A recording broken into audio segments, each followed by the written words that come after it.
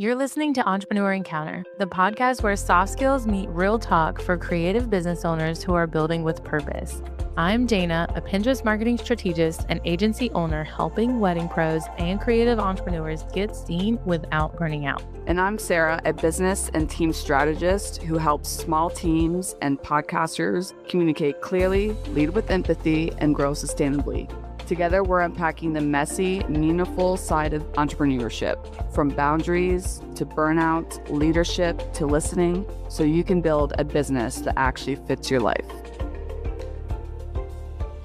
AI is changing everything. Literally everything in our day-to-day lives, whether it's personally or professionally. And it can be an incredible thing. We are not here to tell you to avoid it. I use it on a day-to-day basis. But there is something happening underneath all of this that Sarah and I believe not enough entrepreneurs are actually talking about or really trying to think from a multiple perspectives situation. The more AI handles, the more your human skills become the thing that wins in the business, keeps the clients, and builds the reputation. Today, we're getting into why and, more importantly, what that actually means for how you run your business right now and moving forward. And if you're a solopreneur or a small business with a small team trying to figure out where you fit in a world that's moving so fast, you want to keep on listening. Here's what we're covering today: what AI actually can and cannot do, and why that gap matters more than people realize. The specific soft skills that are becoming your most valuable business asset right now, and what this means practically day to day and for how you show up for your clients. Real quick before we dive in, we want to tell you something we're really excited about, and it's called the Spotlight Swap. And this is how it works. We collaborate with each other through a simple but powerful exchange. We would feature you in our Entrepreneur Encounter newsletter, and you feature us in yours. That's it. No big budget, no complicated partnership, just businesses helping each other get in front of new audiences. And if that sounds like something you want to be a part of, there's a form down in the show notes that you can fill out to apply.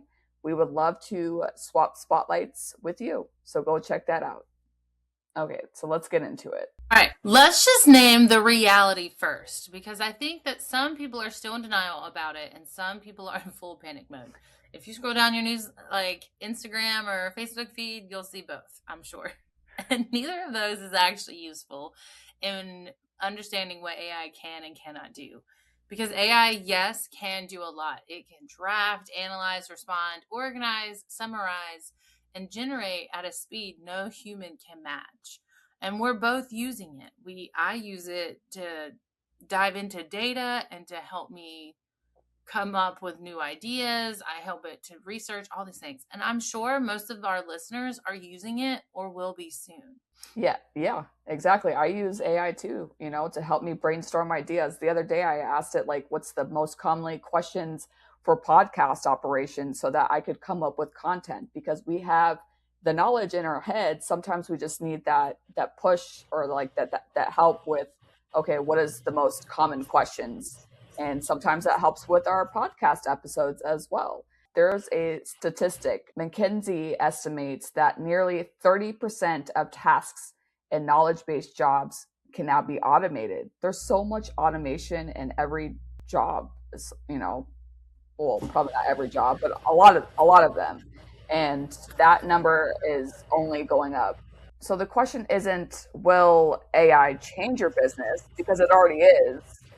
The question is, what does that leave for you? And a reframe for that, because I think some of us, I don't, but some of us might hear that statistic and your brain immediately goes into fear, like, am I replaceable? I've seen it in a few wedding and mechanic related reels.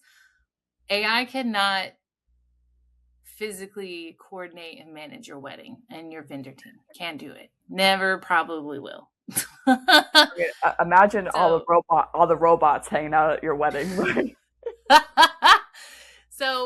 actually means is that tasks getting automated are just largely the transactional ones, the repetitive ones, the ones that weren't your highest value work to begin with, that you were probably trying to outsource somewhere else. But even those tasks that are being outsourced need a human touch to, keep checks and balances. You just don't want it running off on its own. As much as I love watching Claude take over my screen and move the mouse for me and do these things, I'm still a human watching it, checking in from time to time to make sure I didn't just completely run off and do something off brand or who knows what weird glitch. Humans are still needed, and the skills that we possess are highly valuable right now. Exactly. It's so weird. It's so weird to watch like the AI do its thing. It's I so love weird. it. If you haven't seen it, watch the movie Afraid. You've told me that. I need to write that down. I'm gonna write it down right now. If you're into scary movies, that's a scary movie. Uh, so what AI cannot do, it cannot replicate emotional intelligence, your trust, your judgment, that ability to sit with a client who's frustrated and actually makes them feel heard.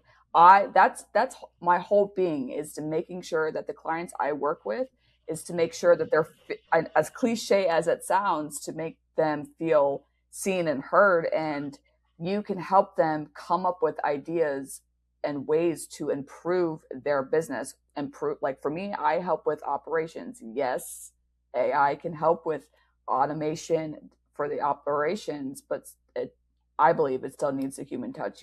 Your clients still want to talk to you, so you want to be able to have that, have those conversations and have that empathy and use your mind to help those clients. I've had a few moments this week actually, where clients, but also where I've guested and done workshops and podcast guest spots and things, where they were impressed with me, not because, my process was 100% smooth. I'm a solopreneur and I try to do way too many things at too many times. That's a whole nother episode.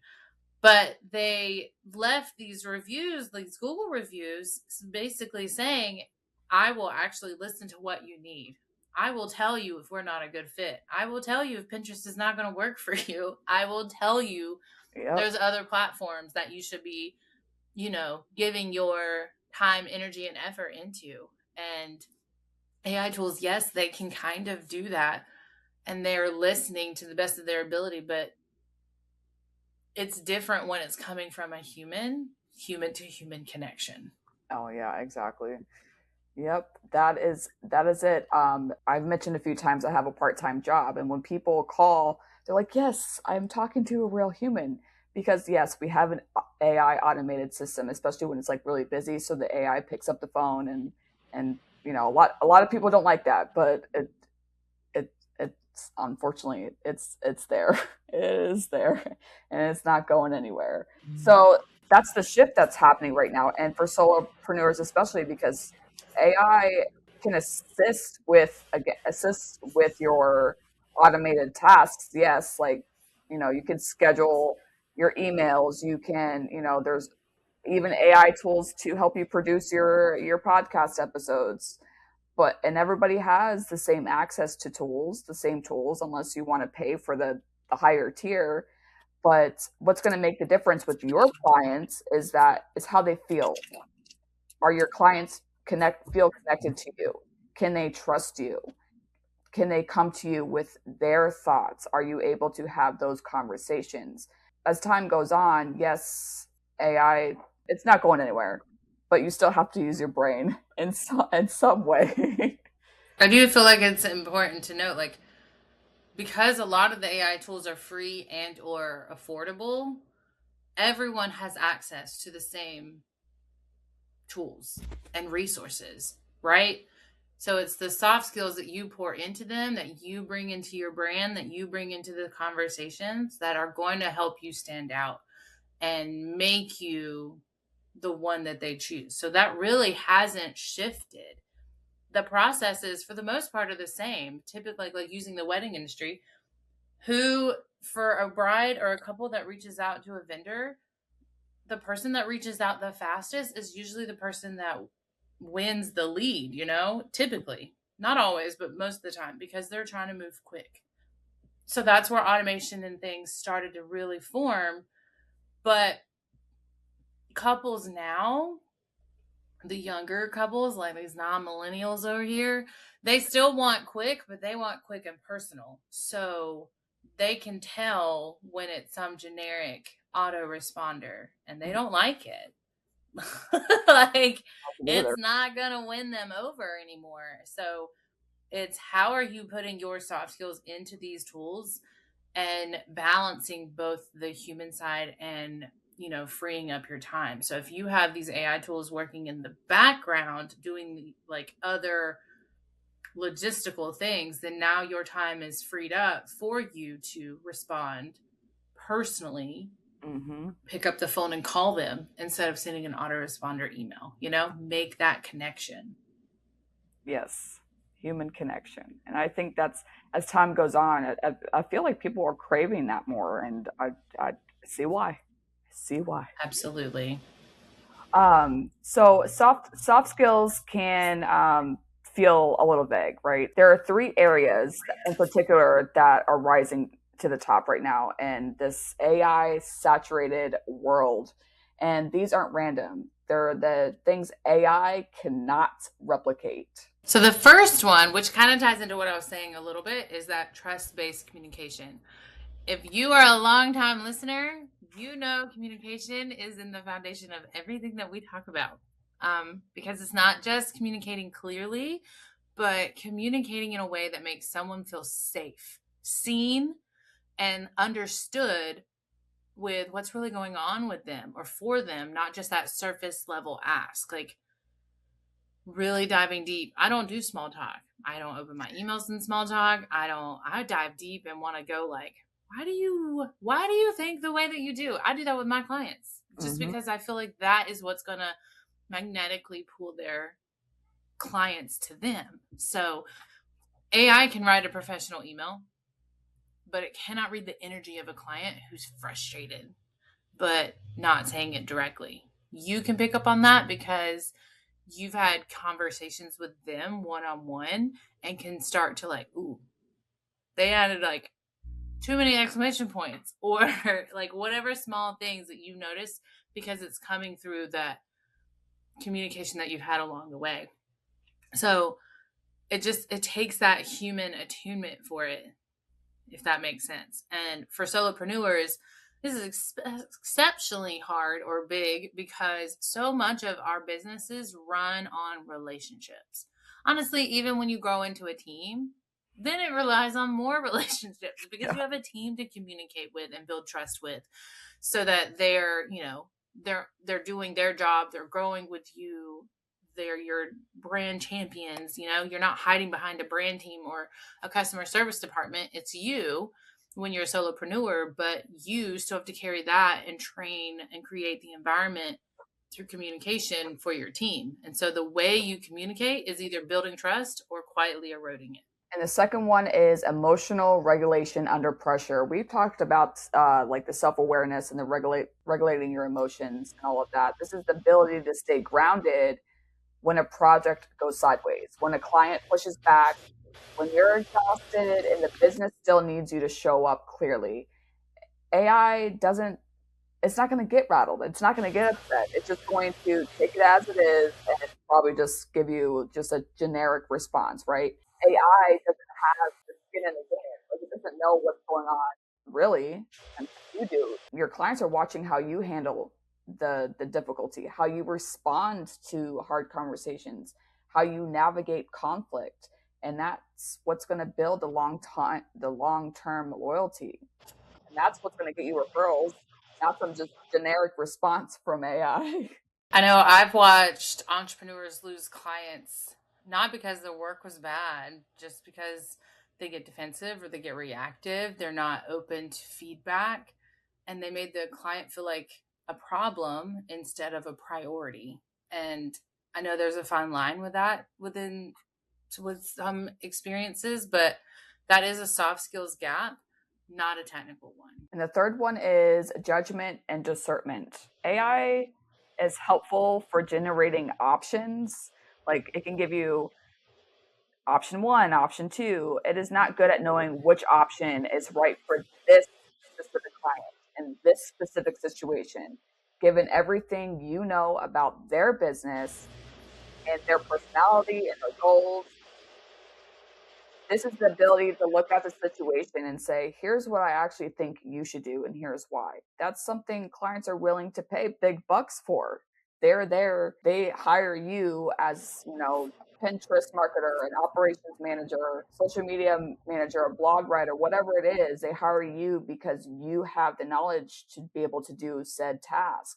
So you know it. You know what their, pain points are because you can get information anywhere. There is no lack of No, information no. anywhere. AI can't really judge. I don't think so. I mean, unless you tell me otherwise or show me otherwise, but I don't think they can judge a specific situation, especially when you're not there in front of your client. I just,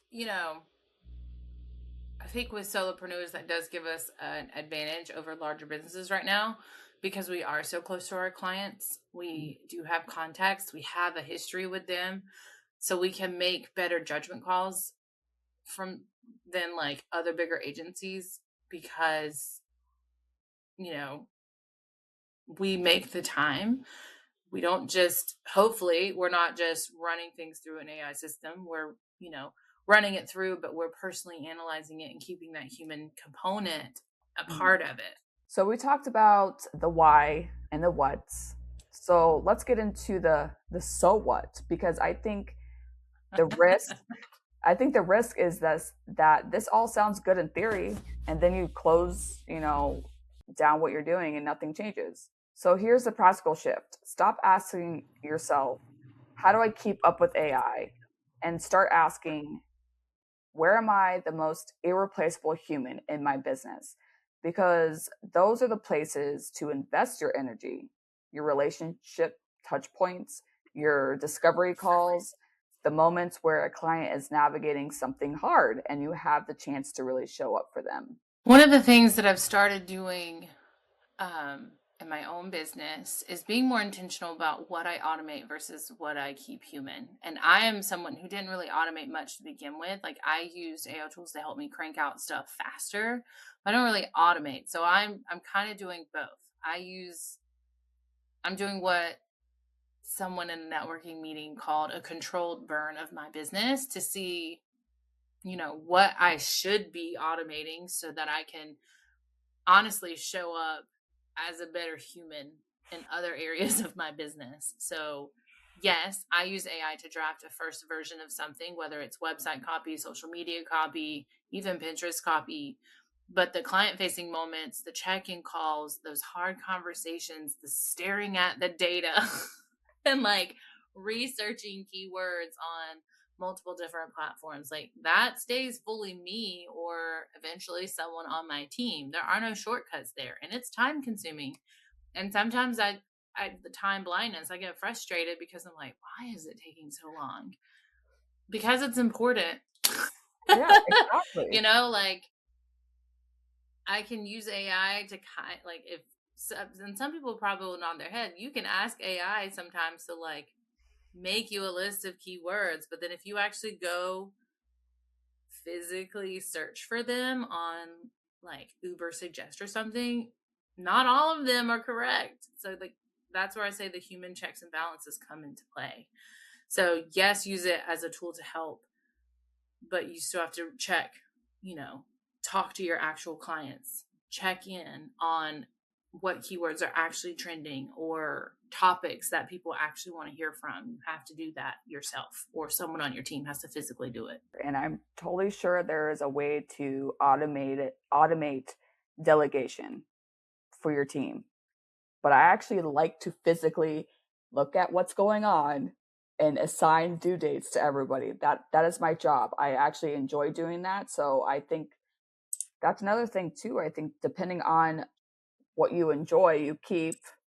Just like when you hire somebody or outsource, you keep what you enjoy, and then you give the robots what you don't like to do. So here's a question that's worth thinking about. If a client was describing why they chose you and they couldn't use anything related to your price, process, or deliverables, what do you think they would say? And it's that answer is your soft skill edge. Like that's what's worth protecting. That's what's worth strengthening and really honing in on and using AI tools to help communicate that in your social copy. Yes. Here's what we want you to take away from today. AI is not your competition. The version of you who's hiding behind automation instead of leading with connection, that's competition. What are your thoughts on this? We would love to know. You can always send us a DM or email. All of the information is going to be down in our show notes. Until next time. You can now follow us on LinkedIn at Entrepreneur Encounter. Thanks for spending time with us today. If something in this episode gave you a fresh perspective, share it with a friend or send us a DM. We love hearing how these conversations land with you. And if you're curious about how soft skills can support your next season of growth, we each have more resources to share. You can find Dana on Instagram at danas.desk.nc for Pinterest strategy and intentional marketing. And Sarah at UR Rembert for team development, business leadership, and podcast support. Until next time, keep leading with purpose and growing with intention.